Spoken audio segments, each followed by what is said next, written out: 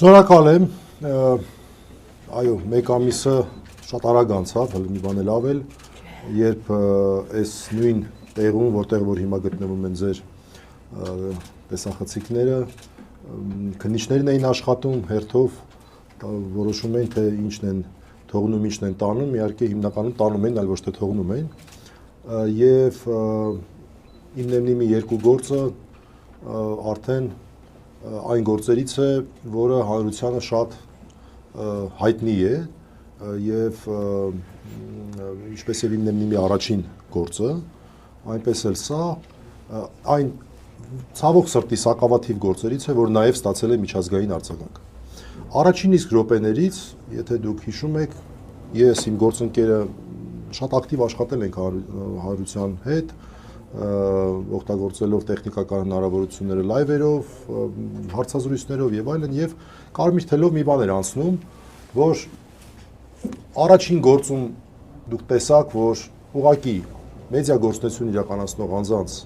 նկատմամբ նման ակնհայտ ապօրինությունը բերելու է անգամ այս պայմաններում, երբ որ բացահայտ ձևով Հայաստանը Եվրամիությունից ինչ որ հիբրիդային չեմ անում ինչերի դեմ իրականում ոնց որ թե կարելի ասել միջամտության դրսևորում է, խնդրում ինչ որ ստանում է այդ միջամտությունը եւ այլն այս պայմաններում եվրոպացիները լուրջ այսպես արձագանքի կարծեք թե տեղ չեն թողնում նման դեպքերում, բայց անգամ այս պայմաններում մենք ունենում ենք նաեւ միջազգային արձագանքներ։ Իսկ առաջին դեպքով մենք ունեցանք ամենահեղինակավոր միջազգային կառույցներից շատ հստակ արձագանքներ, իդեպ ուզում եմ շնորհակալություն հայտնել բոլոր այն գործընկերներին, որոնք որ իրենց անդուլ ջանքերով հասան դրան, ուզում եմ հատուկ նշեմ երկու կառույցների անունները, Հայաստանի ժուրնալիստների միության անունը եւ KIHK-ի անունը, որոնք երկուսն էլ ամենաակտիվ աշխատանքն են իրականացնում, որպեսզի այս տեղեկատվությունը տեղ հասնի, մյուսներից ներողություն եմ խնդրում, բայց ես երկուսին ուզում եմ հատուկ ընդգծեմ, եւ անցյալ անգամ ամենահեղինակավոր կառույցներից մենք ստացանք արձագանքներ, դա Freedom House-ներ, Amnesty International-ներ, բանը Եվրոպայի լրագրողների ֆեդերացիան եւ մյուս ամեն հայտնի կազմակերպությունը միջազգային ոչ կառավարական խոսքով, հա, ամենահեղինակավոր կառույցներից այնքան շատ են, որ նույնիսկ մոռանում ենք, որին հիշենք, որին թողնենք։ Եվ այս անգամ եւս մենք ունեցանք մի նոր կառույցից արձագանք, շատ կարևոր արձագանք, որը ի տարբերություն նախորդ անգամվա պաշտոնական կառույց է, այսինքն ինչքան էլ հեղինակավոր լինի, կարող է լինել պաշտոնական, ոչ պաշտոնական։ Եվրոպայի խորհրդի կառույց է, լրագրողների անվտանգության հարթակը, նոր երևույթ է, դրա համար մենք հատուկ այսօր անդրադարձ ենք անելու եւ իմ գործընկերը Աստղիկ Մաթեոսյանը իմ խոսքի ավարտից հետո ավելի մանրամասն կներկայացնի, թե ինչ է իրենից ներկայացնում այս հարթակը եւ ինչ է իրենից ներկայացնում այս արձագանքը։ Նորից ասեմ, դա այն պայմաններում, երբ այսպես ասենք, ֆոնը ամենևին բարենպաստ չէր, բայց որ բարենպաստ լիներ, ինչ կլիներ։ Ես ուզում եմ կարճ անդրադառնալ, թե ինչ խախտումների մասին է խոսքը։ Ես եվրոպական կոնվենցիան էի մտքով այսպես անցնում հոդվածներով եւ նկատեցի, որ եվրոպական կոնվենցիայի երևի համարյա հոդվածների կեսի խախտում մենք այստեղ ունենք։ Սկսենք ամենասկզբից 5-րդ հոդված, որը վերաբերում է անձի ազատության իրավունքին։ Ակնհայտ է, որ ոչ մի հիմք չկար անձանց ազատությունը սահմանափակելու համար։ Մենք արդեն ունեցել ենք մեկ քրեական վարույթ, որով 2 ամիս կալանքից հետո տղաների նկատմամբ կիրառվեց այլընտրանքային խափանման միջոց,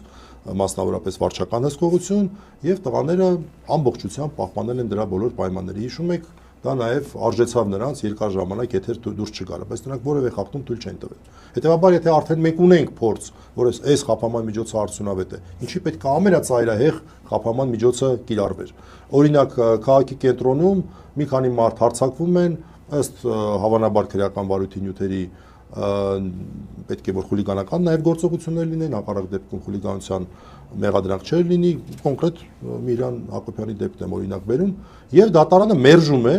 այդպիսի խուլիգանություն, ենթադրյալ խուլիգանություն կատարած անձանց կալանքը կիրառում է շատ ավելի մեծ խափանման միջոցներ։ Այդ ո՞նց եղավ, որ այն դեպքում մերժվում է, այս դեպքում երբ որ եթերի մասին է խոսքը, երբ որ մեծ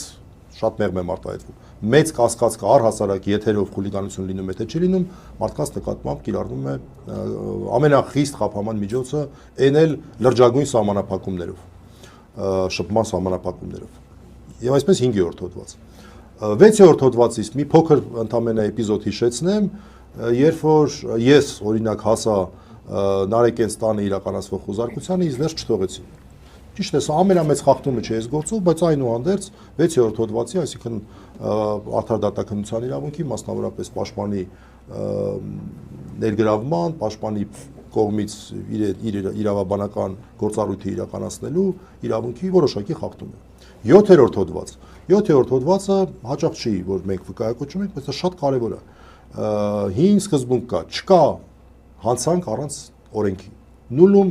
crimen sine lege իրավաբանները այս լատինական արտահայտությունն են անում։ Դա ձևակերպված է Եվրոպական կոնվենցիայի 7-րդ հոդվածում։ Դա մարդու ֆունդամենտալ իրավունքն է, որ եթե ինքը հանցանք չի կատարում, նրան հանցագործության համար նրա նկատմամբ վարույթ չիրականացնեն։ Էլ չեմ ասում իր ոչ հանցավոր արարքը չորակեն որպես հանցագործություն։ Մարդիկ իրականացնում են օրենքով թույլատրված, օրենքով չարգելված քաղաքական գործունեություն։ Բոլորս էլ գիտենք ինչ գործունեություն։ Հիմնեմնի մի ոդքասթը քայլ առ քայլ ժամանակի ընթացքում արդեն 3-րդ տարին է, չէ՞ ոնց որ թե սկսում շուտով։ 3-րդ տարին է։ Կամած առաջ գնաց եւ դրա արդյունքում մենք ունեցանք իրավիճակ, որ հանրությունը շատ լավ ճանաչում է, մարդկանց գործունեությունը բոլորի աչքի առաջ է։ Այդ օրինական գործունեության համար մարդկանց պատասխանատվության են կանչել։ Այն էլ այն դեպքում, հարգելի գործընկերներ, այն էլ այն դեպքում, երբ որ արդեն մենք ունենք ոչ թե պարզապես անմեղության կանխավարկածի երաշխիքը, այլ ունենք անգամ դատավճիռ, ճիշտ է, օրինական ուժի մեջ չմտած, որը նույն արարքը որակել է որպես ոչ հանցավոր արարք։ Այս պայմաններում մենք ակնհայտորեն տեսնում ենք նաև այս սկզբունքի ոտնահարումը։ Հաջորդ հոդվածը, 8-րդ հոդված, անձնական եւ ընտանեկան կյանքի անձեռնմխելիության իրավունքը։ Ինչ իմաստ կար առավոտը ժամը 7-ին դիմակներով մտնել Նարեկենց եւ Վազգենենց տուն։ Երեխեքը այնտեղ պատրաստվում են դպրոց գնալ եւ այլն, դրա մասին լուսին են ավելի շատ։ Սա լավ ինչ իմաստ կար։ Այդ իրավունքի նկատմամբ միջամտությունը որևէ բանով արդարացված էր թե ոչ։ Սա արդեն Եվրոպական կոնվենցիայի հաջորդ հոդվածն է։ 10-րդ հոդված, խոսքի ազատություն։ Հիմա տեսեք հերթով թվարկելով գնում եմ։ 10-րդ հոդված, այս ամեն ինչը ինչի համար էր արված, որպեսզի մարդկանց գործունեությունը դադարեցնեն։ Շնորհակալություն բոլոր այն մարդկանց, ովքեր որ դա ուղղակի թույլ չտվեցին։ Նաև իրենց ֆինանսական աջակցությամբ նրանով, որ այն ինչ որ տարել էին, անհրաժեշտը բերեցին եւ 2 օր հետո արդեն հիմնեմնի եթերում էր։ Այդ շտատիվները, այդ մնացածը եւ այլն։ Իդեպ վերադարձրել են մի մասը տեխնիկայի, շտատիվները վերադարձրել են, հա, ինչի եք մարդկանց, մարդիկ ստուգեցին, տեսան, շտատիվները վերադարձրել են, ասեմ ձեզ, բայց ոչ ամբողջը չէ, ամենակարևորները չեն վերադարձրել, խոսքը վերաբերում է համակարգիչներին եւ այլն, այսինքն այն հատվածը, որ արդեն իսկ այսպես ասած փոխարինողները ձեռք են բերվել, դրանք վերադարձրել են։ Ինչ ասենք երևի թե լավ է որ վերադարձվել են, բայց վատ է որ տարվել էին առհասարակ։ Հաջորդը նույն խոսքի ազատության հետ կապված։ Լրատվամիջոցի գործունեության խաթարման դրսևորում ենք մենք համարում նաև բացարձակ անհիմն երկու այլ լրագրողների՝ Դավիթ Ֆիդանյանի եւ Իշխան Խոսրոյանի ձերբակալումը։ Բացարձակ մեր համար այդպես էլ մնաց անհասկանալի, թե այս մարդկանց ինչի տարան, Իշխանը 6 ժամ մնաց անազատության մեջ, Դավիթը 2.5, 50 ժամ, այսպես անազատության մեջ մնաց եւ կարծում ենք, որ դա նույնպես նպատակ էր հետապնդում դադարեցնել անտիֆեյքի գործունեությունը։ Եվ վերջապես 14-րդ հոդված, որը խտրականության արգելքն է։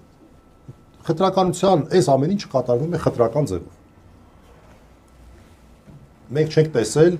պրոիշխանական նման գործունեության մասով որևէ միջամտություն, քրեական հետապնդում, էլ չենք ասում մասկաներով ԱԱՑ-ի աշխատակիցները գնան։ Ես չեմ հասկանում, մեր երկրում ԱԱՑ-ն շատ կարևոր գործառույթներ ունի, որ պետք է իրականացվի։ Դրա համար է մեր հասարակության գիտակից հատվածը հարգանքով վերաբերվում այդ կառույցին։ Բայց մենք տեսնում ենք, միտեղ գնում են պատարակի զերծման հարցով են զբաղվում, մյուս տեղը գալիս են շտատիվների տանելու կազմակերպման հարցով են զբաղվում։ Սա մեր համար անհասկանալի է։ Խաղաղության պայմաններում նորմալ չէ։ Անգորսոր չմնա։ Դե չգիտեմ, գուցե նորմալ է։ Ես ես այսպես լավ միջազգային փորձին չեմ տիրապետում, բայց իմ կարծիքով ազգային անվտանգության ծառայությունը պետք է որ անվտանգային բնույթի մարտահրավերներով զբաղվի, որոնք որ կարծում եմ երկրում շատ-շատ են։ Վերջում ընդհանրապես կուզենամ համեմատել իմնեմնիմի 1-ը եւ իմնեմնիմի 2-ը ցույց տալու համար, որ այս ընթացքում ցավոք սրտի մեր երկրում ռեպրեսիվ ապարատը շատ ավելի մեծ հնարավորություններ է ստացել ընդամենը 1 տարի 5 ամսվա ընթացքում։ Զուտ հայեմատության համար իմնեմնիմի 1 գործով մարդկանց տները ժամը 7-ին չգնացին։ Բնակարանի անձեռնմխելիությունը, անձնական ընտանեկան կյանքի անձեռնմխելիությունը, դրա նկատմամբ միջամտություն չեղավ։ Նույնիսկ այստեղ գալուց ոչ թե խոզարկությամբ էին եկել, այլ դեպքի վայրի զննությամբ էին եկել։ Մասկաներ եւ այլն եւ նման բաներ չկար։ Երկրորդը բանի այդ անտիֆեյքի գործունեության նկատմամբ միջամտություն չեղավ։ Լրագրողների մասով որևէ միջամտություն չեղավ։ Երրորդը եկեք այնուհանդերձ իրավիճակներն էլ քննարկենք։ Նախորդ անգամվանից հետո մենք նաև որոշակի հետևություններ էինք արել եւ օրինակ արդեն իսկ երկար ժամանակի բոլոր հաղորդումները սկսվում են շատ հստակ, միանշանակ, բավական տևական ծանուցումով, որ ուղղված է միջազգային ներողությունը, որ ուղղված է ունկնդիրներին, որ իմացեք, հնարավոր է, քանի որ սա ուղիղ եթեր է, որ ոչ նորմատիվային լեքսիկա է այստեղ լինի։ 18+ լեքսիկա է այստեղ լինի։ Նույն բանը ինչ որ օրինակ անում է հանրային հեռուստաընկերությունը, երբ որոշ ֆիլմերի մասով գրում է 18+։ Հիմա ներողություն, եթե այնտեղ ինչ որ մի ոչ նորմատիվային անպարկեշտ արտահայտություն հնչի, օրինակ ներողություն եմ խնդրում, 1000 ներողություն խնդրում եմ սրտից թույլերը թող հեռանան, եթե հետույք բառը օրինակ հնչի։ Այդ մարդկանց ինչ պետք է գնաք դատեք, գրում են չէ 18+։ Հաջորդը տարբերակիչ առանձնահատկություն, անցյալ անգամ չէին սահմանափակել տղաների ուրեմն տեսակցությունների հնարավորություն։ Տեսակցությունների հնարավորությունները սահմանափակված է։ Միայն պաշտպաններ եւ մերձավոր ազգականներ, որը որ չէին, մերձավոր ազգականները սկզբունքորեն կարող են, բայց պաշտպանները չէին կարող։ Որևէ մեկ ազգային ժողովի падգամավորները, բազմաթիվ падգամավորներ են հետաքրքրվում, որ ցանկություն ունեն այցելեն, անցյալ անգամ այցելում են։ Բացառապես այն պատճառով է սահմանափակված, որ մարդիկ կտրվեն եւ չկարողանան իրենց այսպես շփումներ ունենալ, օրինակ ազգային ժողովի падգամավորների հետ։ Եվ նաեւ շնորհակալություն եմ հայտնում բոլոր այդ падգամավորներին, երկու ընդդիմադիր ֆրակցիաներից, որոնք որ անընդհատ հետաքրքրվում են, անդադ ասում են ինչ որ բան չփոխվեց, էլի չենք կարող գնալ, էլի չենք կարող գնալ, ցավոք սրտի դեռ գնալ չենք կարող։ Ամենավերջում ասեմ, որ մենք ստացանք հետաքրքիր արձագանք Եվրոպայի խորհրդից։ Սա էլ է տարբերություն։ Անցյալ անգամ երբ որ դիմումներ եղան նույն Եվրոպայի խորհրդին, որևէ պատասխան չստացանք։ Այս անգամ մենք ստացանք պատասխան։ Նամակ ուղարկեց Եվրոպայի միության պատվիրակության ղեկավարը, շնորհակալ ենք, որ նամակ ուղարկել են, այսինքն դա մենք համարում ենք ուշադրության նշան որոշակի եւ հույս ունենք, որ դա նաեւ նշանակում է, որ գիտեք մենք քանի որ այնտեղ հիբրիդային հարցեր կան, մենք չենք կարող հրապարակավ ձեր հետ շփվել, բայց սա արժեքներ են, որոնցով մենք զբաղվում ենք եւ գուցե փակ դռների հետևում նաեւ այդ հարցը բարձրացնում են։ Բայց այն տեքստը, որ այդ նամակում կար, մեղմ ասած տարօրինակ էր։ Նշված էր, որ դա գիտեք ինչ, մենք չենք կարող զբաղվել նման հարցերով, այդ հարցերը մեր իրավասության, դա Հայաստանի ներքին գործն է, Հայաստանը այդ հարցերով թող զբաղվի։ Ես հիշողությունս թարմացնելու համար որոշեցի մի հատ հին, այսպես լրատվական նյութերը թերթել եւ տեսնել, թե ինչպես էր մինչեւ 2018 թիվը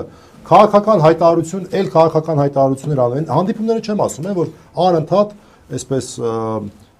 այն մարդկանց հետ ովքեր որ ձերբակալվում են եւ այլն, անընդհատ հանդիպումներ լինում եւ դա հրապարակվում էր, էցքի չեմ էլ ասում, այդ չեմ ասում։ Քաղաքական բնույթի հայտարարություններ, որ պետությունը դու խախտում ես արել, որ այս ինչը սենց ես անում, նրան բռնել ես, այս ինչը սենց ես արել, այս ինչը նենց ես արել։ Անձամբ դեսպանը, անձամբ Եվրամիության դեսպանը գնում եւ մասնակցում էր դատերին։ Իսկ դա քաղաքական քայլ է, այնպես չի էլի, որ տենց այդ օրը դատարանի մոտով անցնում են, դա այնպես չի լինում եւ որոշում են մտնել տեսնել ինչ կա դատարանում։ Ոչ, դա քաղաքական քայլ էր։ Բայց հիմա ինչը փոխվեց, արժեքները փոխվեցին։ Դե փոխվեց այն, որ այլևս բացահայտվեց, որ այդ արժեքները մեղմ ասած առաջնային կարևորություն չունեն եւ քաղաքական նպատակահարմարությունը ամեն ինչից վեր է։ Չէ՞ որ սա գուցե կարճաժամկետ էֆեկտ ունենա, բայց երկարաժամկետ կտրվածքով բոլոր այն մարդկանց համար, ովքեր տարիներ շարունակ ազնվորեն, այլ ոչ թե գրանտներով կամ աշխատավարձով կամ չգիտեմ ինչով, այդ արժեքներին հավատացել են, այդ մարդկանց վստահությունը, չգիտեմ, անվերադարձ կորավ, թե ինչ որ ձևով հնարավոր կլինի վերականգնել, որովհետև սա որևէ կերպ չի կարող համարվել արդար, ես այդ բառը օգտագործեմ։ Ու առհասարակ հիմնեմնի նկատմամբ էս հետապնդումը եւ արդարությունը ծայրահեղ տարբեր բևեռներում են գտնվում։ Սա ծայրահեղ անարդար վիճակ է։ Կներեք երկար խոսեցի այսքանը, խոսքս ուզում եմ փոխանցեմ Աստղիկ Մաթևոսյանին, որ Եվրոպայի խորհրդի լրագրողների անվտանգության հարթակի մասին շատ կարճ ներկայացնի, որպես նոր կառույց, որից հետո արդեն Լուսինեն խոսի եւ ես ուզում եմ առիթը օգտագործնելով իմ չգիտեմ ոնց ավելի հիացմունք արտահայտեմ, թե ինչքան այսպես քաջաբար Լուսինեն այս ամեն ինչին դիմագրավում է եւ կարևոր որոշում է կայացրել նաեւ հրապարակային խոսել եւ ես ուզում եմ որ սա հույս ունեմ սա նաեւ օրինակ կլինի մյուս քաղաքմարտարկյալների ընտանիքների անդամների համար, որտեղ այս պատմությունները պետք է հանրության սեփականությունը դառնան, այսքանը։